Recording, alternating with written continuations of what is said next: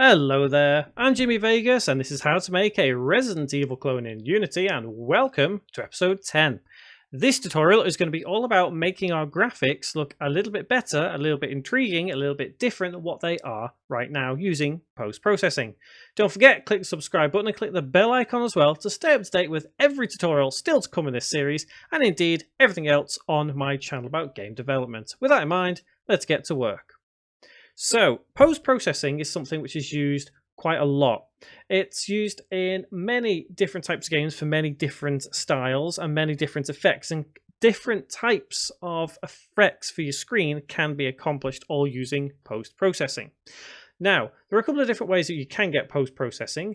You could actually go to the package manager in Window, and you can get it using if I can find it right there, post-processing. So you can get it that way if you want to install it, or you can head to the asset store and just simply search for post-processing. And then you just need to download and install. And it's this one here by Unity Technologies, the post-processing stack. So you just need to download and import into your project. And when you have, you'll see this little folder right here. Now, something I want to bring up, which I've never brought up in a tutorial before, simply because it's never existed up until round about now when I've imported it, is there is an error, or a couple of errors, that you get when importing post-processing into your game project. If you're using an older version of Unity, I think before 2018.3, you probably won't get this error. If you're using anything after that version, you may get this error. If you do, and go to the console, and you see this error right here, if you double click it, it will take you to the script where the error occurs. Now, for a lot of people who are a little bit new to Unity and don't fully understand things, I think it is a little bit, what's the word I could use? Disappointing that this error exists with something from Unity themselves, but not to worry, it is a very, very easy fix. All we need to do is, you can see here, min attribute is underlined, and you don't have to know anything about C# to even fix this. You just need to type in, before min attribute, Unity engine dot, and that will fix the error on each of those. Make sure the capital U and a capital E is there, and then save the script. So 3 times you have to do it. Just type in Unity engine dot before the min attribute. Come back into Unity after you've saved the script. Yes, I made a backup. And then after a couple of seconds, it will basically just kind of refresh itself. It may take a little longer. It may come up with a couple more errors, but they will disappear, as we saw right there. And that is post-processing fix. It's just one little silly thing. I'm sure it will get fixed at some point, but for now, that is how we fix it. So, post-processing, how do we use it? How do we make it look good? What do we do? What are all the options we have? Well, firstly, let's actually get post-processing onto the cameras. So we currently have 3 cameras, and realistically, you don't need to keep adding it to every single camera, because the earlier you do this section of game development, the easier it becomes later on. You won't need to keep adding post-processing to everything. All you need to do is just duplicate your camera. So let's add it to camera 0, 1. So to add it, we need to go to post-processing, into runtime, and then the first script right there is called post-processing behavior. We need to drag that script onto our camera. Right there. Now, what we need to do is quickly check how it looks in the scene view. And to do that, we need to select this option right here, which is the toggle menu. And you can either have post-processing on or off. I'm going to leave it off just for now, just so as we can see that nothing will change within the scene view itself. However, in the game view, it will. So let's click on camera 01. You'll see that script down there, profile. That means we need to add in a profile. So to do that, let's go to our post-processing folder. I'm going to right click, create folder, and just call this profiles. What is a profile? A profile is technically an asset which contains everything that the script needs to understand what it needs to display the screen effect as. And in simple terms, it's just a file that collects the data for post-processing.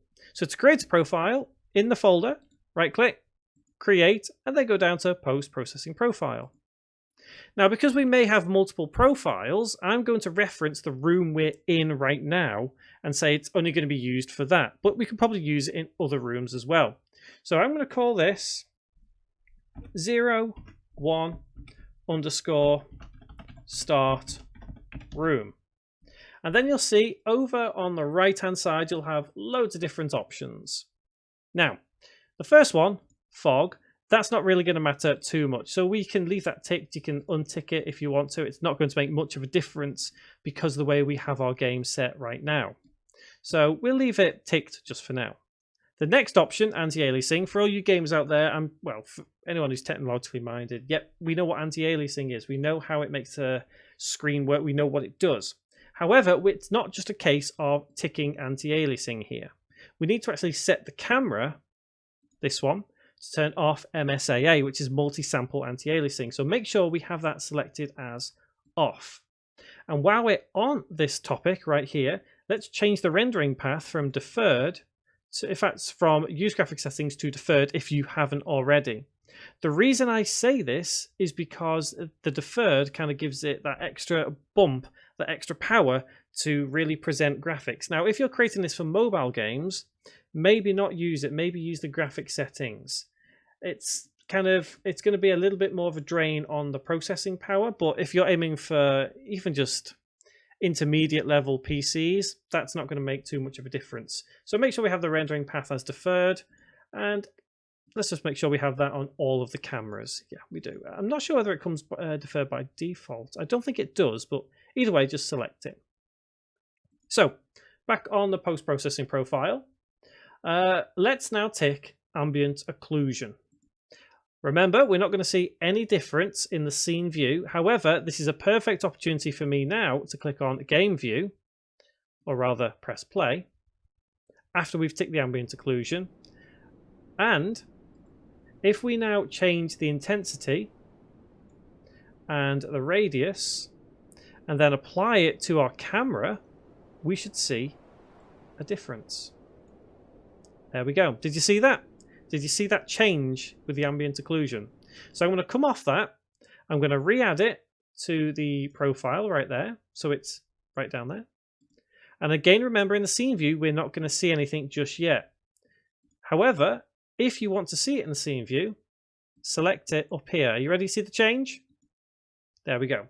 So the ambient occlusion, as you can see, how can I say it in simple terms? It gives shadows to very cornery places. I'm not sure whether cornery is a word, but what I mean by that is where light wouldn't naturally be able to get to, i.e. these corners here. So because this is a very low light environment, not a lot of light is going to get to these corners, but the normal amount of light is going to get around here. So changing the ambient occlusion, the intensity, you'll see, increases or reduces that down here. And then obviously the radius makes it further.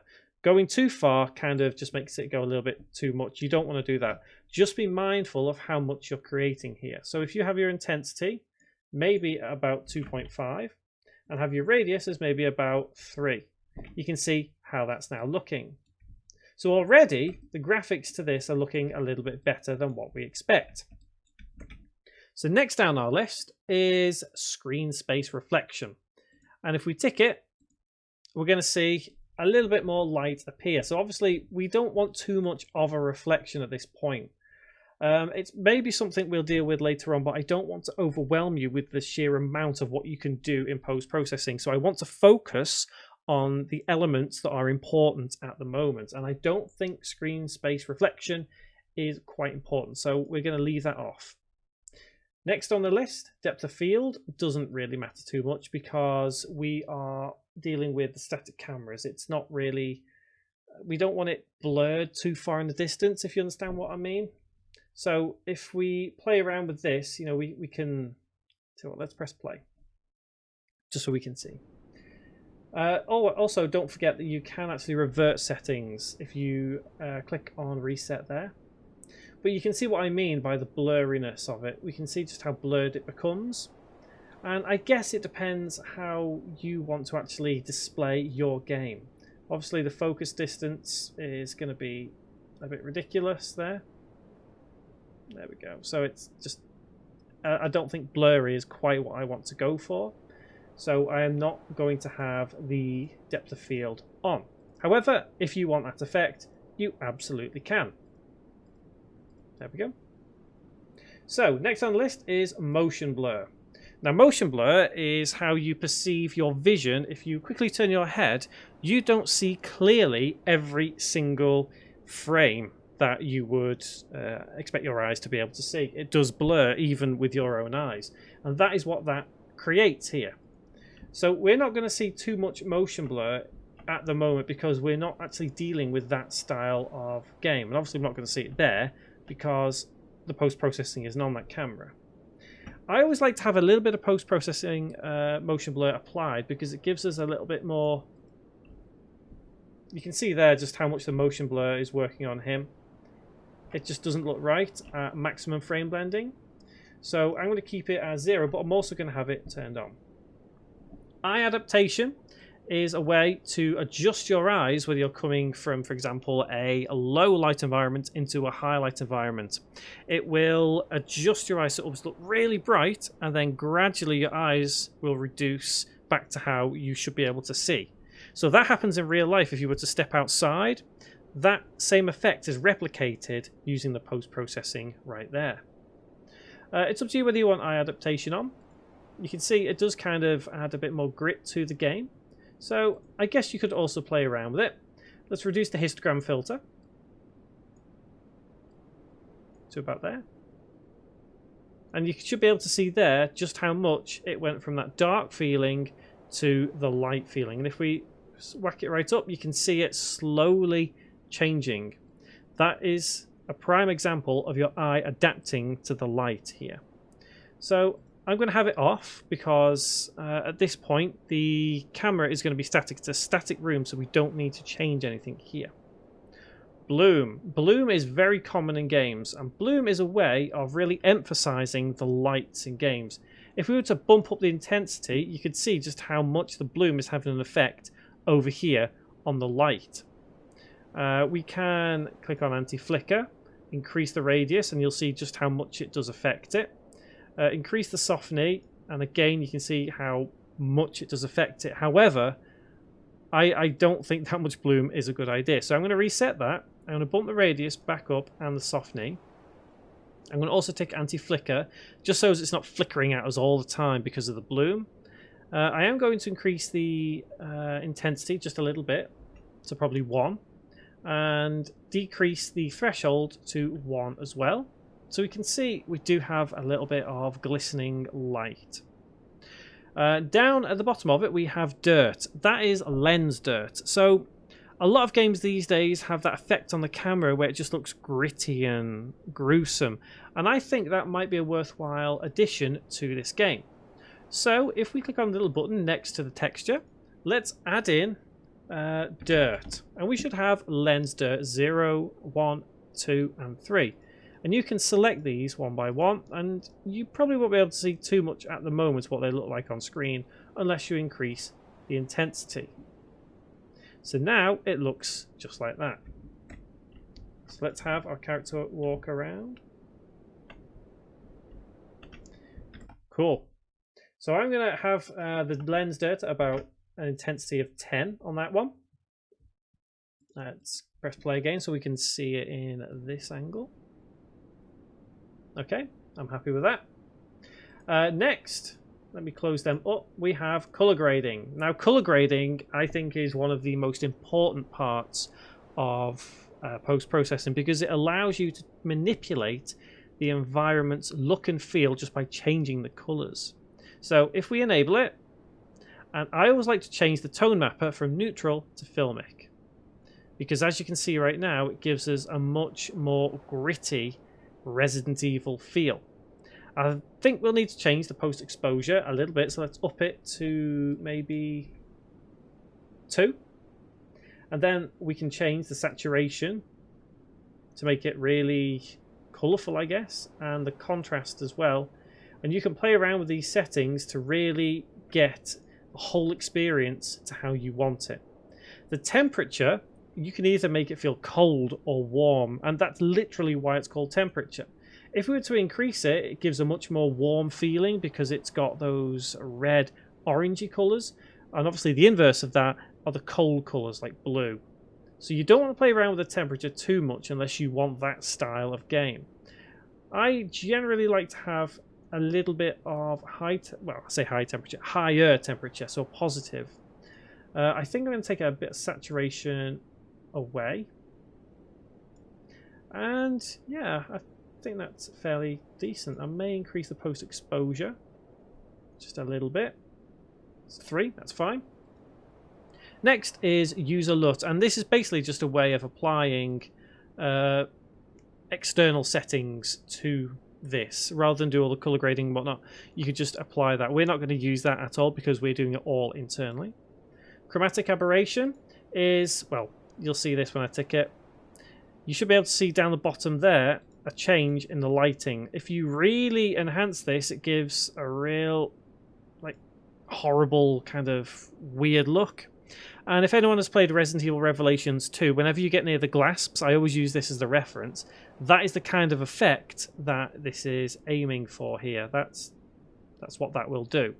I'm not going to have that on. Grain, we're going to have grain. So we're going to have a tad of grain here because it gives that gritty Resident Evil feel on here. I'm not going to have it coloured. I'm going to have it standard black and white, and I'm not going to have it too intense. So I'm going to bring it down just a little bit to about there. And it's starting to look pretty decent. I'm going to keep the settings there. I may increase the size. No, the size is too much. That's going to look a little bit ridiculous. So I'm going to undo that. Okay. So far that's all right. Next we have the vignette, and all that means is that we'll add a little kind of black around the edges to kind of give a more focused view. So if we click it, you'll see just how much that does affect it. I think it makes things a little bit too dark. However, we can reduce the intensity, so I'm going to reduce it to about 0.15. And obviously we can change the colour. Change it to white if you wanted to. I guess it's up to you. Generally, it's black. You'll see on most games that it's black. And dithering is obviously not there right now, so there's nothing for that. So that's something we can ignore. So the settings we have all here, if you want to follow the exact same as me, these are the ones that you could play around with and create something really special in your game. So let's take our character now and walk into the second camera and just see how different that post-processing has made our game. It looks much more intense, it looks much more vibrant, but you can always change that vibrancy if you want to. Remember, if you go to your post-process profile and go to color grading, you can really tone down that contrast to there. I think that contrast really adds to the effect, so I'm going to keep that high. I'm going to increase the saturation, and then I'm going to decrease it. And think maybe about there. That's the right amount of saturation. Let's go to our ambient occlusion and let's increase to 4. And that looks okay. So, like I said, it's your game. These are the settings that you should play around with. And we can see just how much that changes and how much better it looks with the post-processing. Well, I say better. I guess if you're doing this, you spend so much time doing it, it will look better. One thing I want to do with the lights, though, let's go to light and search for it there. Let's select those 2-point lights. And over here, just make sure the render mode is set as important. I can't remember if we changed it or not previously, but I think changing it to that will help quite a lot. So now let's apply that post-processing to the other cameras. So remember, select those 2 cameras. And a quick way of doing this is going to add component and typing in post-processing behavior right there. So all we need to do now is add that profile onto each of those cameras. And let's see what the whole scene looks like with the post-processing added. So that's kind of looking, that's a bit dark there, but that's okay.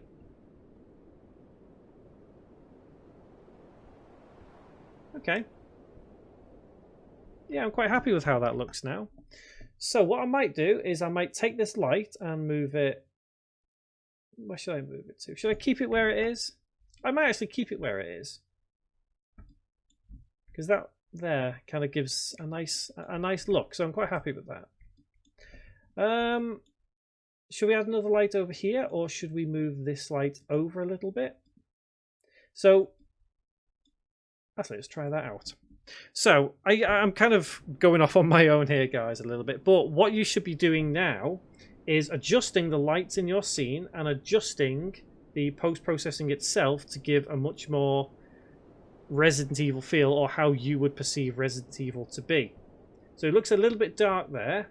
So maybe move the light back just a little bit to about there. And I'm going to leave that post-processing as it is. It's probably something I will end up changing at some point to make it look different or better or worse, I guess, however I feel fit. One final thing to quickly check is in window and rendering and light settings. The light settings that we have here are going to have an impact one way or another on the scene. For example, if we change it to color and change it to, I don't know, pink, you'll see everything has a very pink tint now, and that's not something we want. However, it doesn't necessarily mean that you have to do that. You could always change that color now to be dark, and obviously it would have that effect on your scene. It would make it even darker, which means you then further develop your post-processing. So I'm going to leave it as the grey as it is there. So what I would recommend you do before the next tutorial, guys, is work with your post-processing profile. Don't just quickly throw it together like I've done. You should explore the settings and what you can potentially do with the post-processing profile. There's a lot you can do and a lot you really can't do, but there's ways you can get around it. So I would honestly recommend taking the time now and getting to know that post-processing a little bit more, tweak everything, spend hours if you need to, and just make the game look how you want it to look. So next tutorial, we're going to add in some further controls and probably bring in a zombie. So until that next tutorial, guys, thank you very much for watching.